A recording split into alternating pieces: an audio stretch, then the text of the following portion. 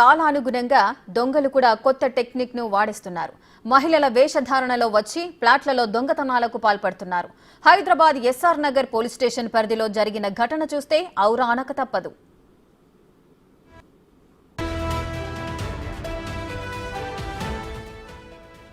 Check కాలనీలోని ఆకృతి ఆక్రేడ్లోని 502 ఫ్లాట్లో ప్రైవేటు ఉద్యోగి వెంకటేశ్వరరావు నివాసముంటున్నారు.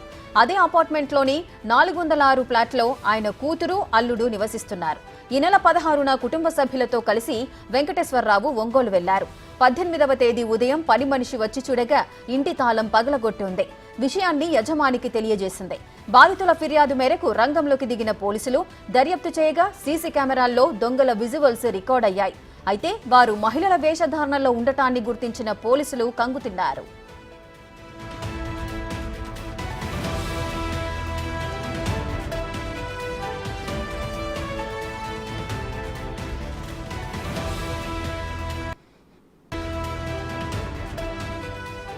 ఈ ఘటనలో 4 తులాల బంగారు ఆభరణాలు, 1 లక్ష నగదు, ఓ ల్యాప్టాప్ చోరీకి గురైనట్లు బాధితులు చెబుతున్నారు.